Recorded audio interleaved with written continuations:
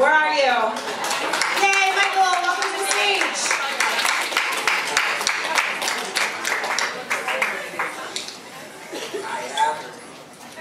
I actually titled this story, although I didn't text anything, I didn't actually ever write anything down, but the title of this story is The Great Crush at 42. Many moons ago, I met a woman. I was about 16, she was about 13.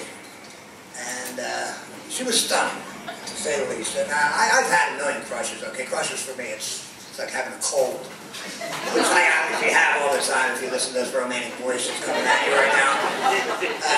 But I was talking about amen and omens. These are the two words that come to mind when I think of this crush.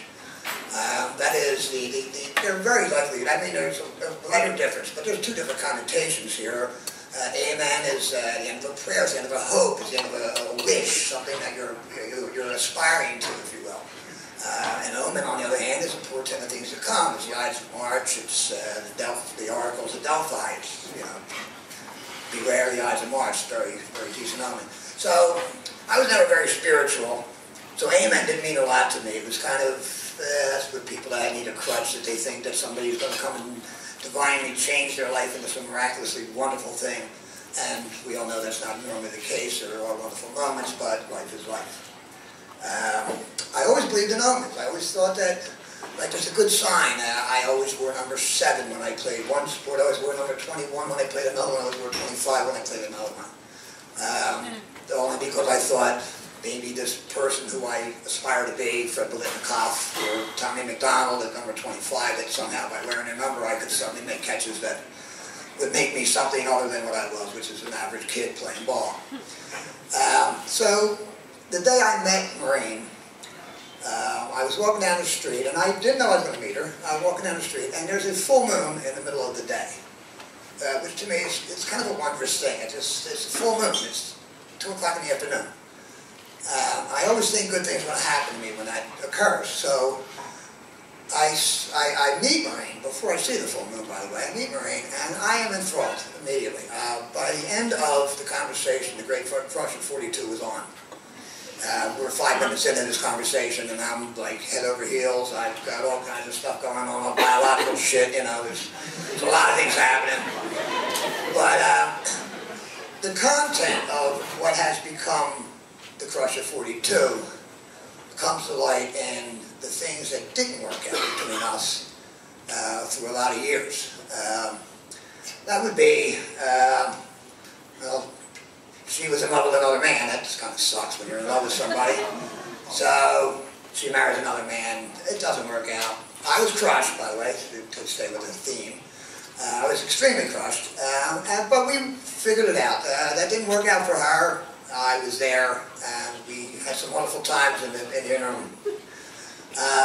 Then I was in the merchant marine at the time. I wound up marrying a woman I knew for, I think, 9 months or something. And she showed up at my wedding. And I think she was crushed. I'm not positive, but from the look in her eye and the tone of the congratulations, it was a little hollow. So, you know, this went on. The thing was, there was always something that kept us together. There was always something. Any of a number of things.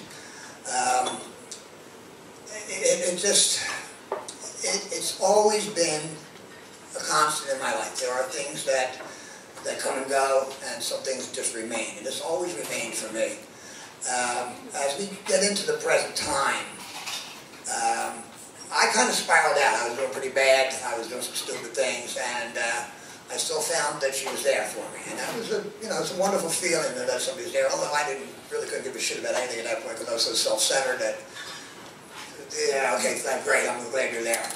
I would say in December of this past year, I was walking down the street and I saw a full moon in the middle of the day, and I thought, maybe I should call Maureen.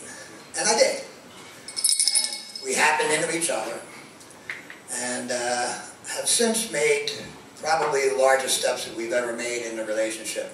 My point being this, Maureen is my prop, she's over there, but I'm not going to bring her up on stage. That's not against the law to point her out, right? The Great Crush at 42 continues. It's 42 years I've known you, 42 years I've had a crush on you. I love you but I have a crush on you. And omens and amen.